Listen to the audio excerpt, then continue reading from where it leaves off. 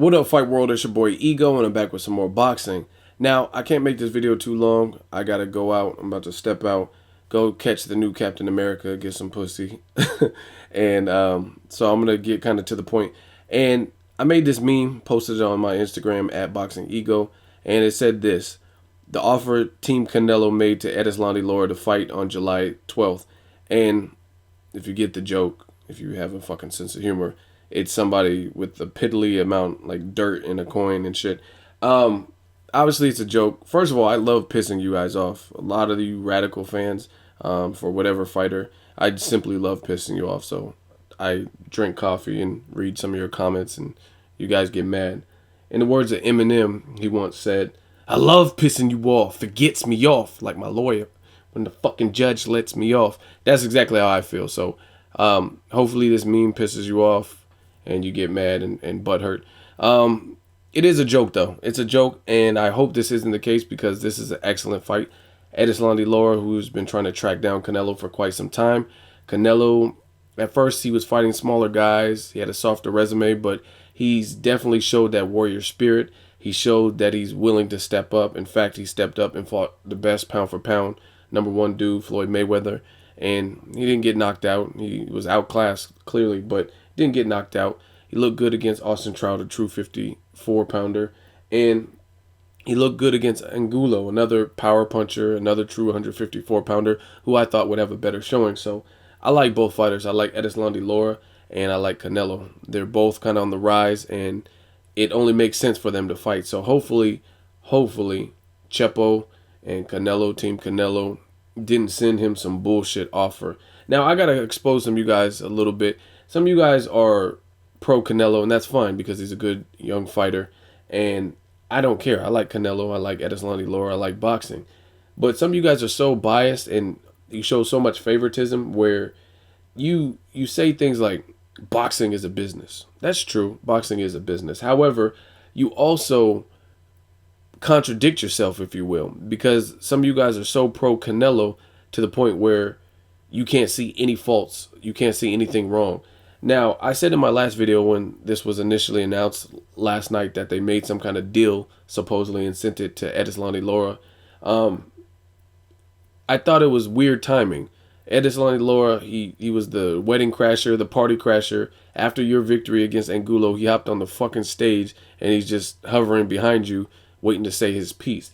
And immediately after that video surfaced on the net and stuff, didn't really hear anything from Canelo. But now, as we gear closer to Edeslandi Lara versus Ishe Smith, May 2nd, the day before Mayweather-Maidana fight, all of a sudden, he sent him some kind of deal. And the deal is to fight on July 12th. Now, I knew Canelo was fighting 3 times a year. But what the fuck is so great about July 12th where it has to be that particular date in July?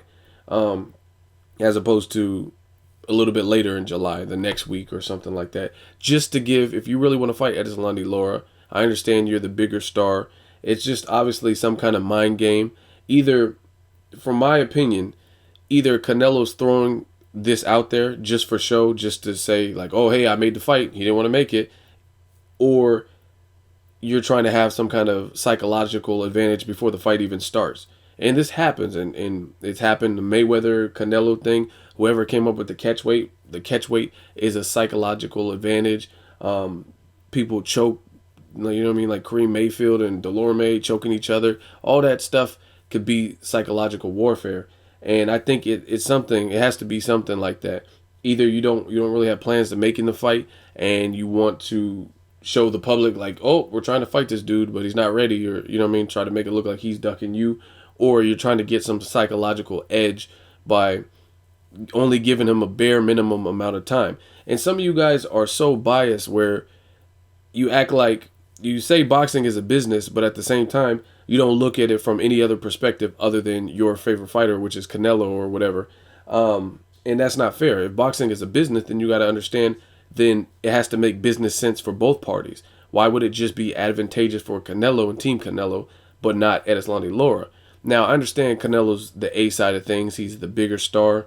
He puts asses in the seats. He's a good fighter. The fact of the matter is, this is boxing. You have a champion and someone who's very credible in the 154-pound division. So Same thing. It's like Sergio Martinez, Miguel Cotto.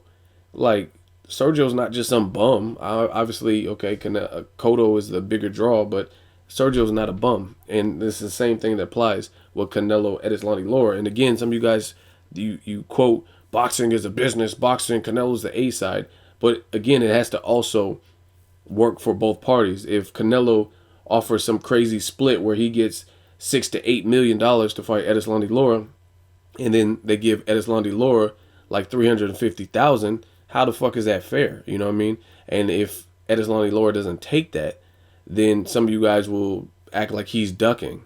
So you can't say boxing is a business, and then when the business only suits, it doesn't even take care of the other person, then you act like, oh, Edeslani Lara, like some of you guys are outright saying like he needs to get ready in 10 weeks, otherwise he's missing his opportunity, or he needs to, whatever offer that they throw at him, he needs to take it because this is what he wants. And that's bullshit. And it shows that some of you guys are biased. And it also shows that you guys have no fucking clue. Some of you have no fucking clue what business is. Business doesn't just involve, I make you a deal, and if you want it, you sign. You know what I'm saying? That's not business. Business also, another part of business is the negotiation process. They might send you an offer and lowball you.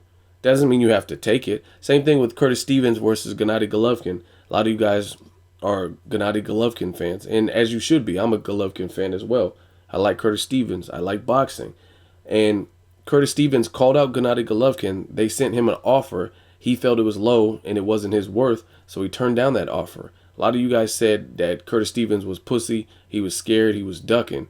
Like, he wouldn't call him out if he wanted to duck. He just wouldn't mention the motherfucker's name.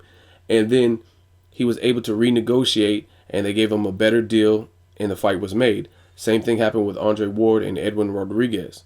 So Edwin Rodriguez, he wanted the Ward fight, but he's not going to just do it for, you know what I mean, pennies and pocket lint. He's going to, it's a big step up. He's risking his undefeated record. He's a fighter. He has a livelihood.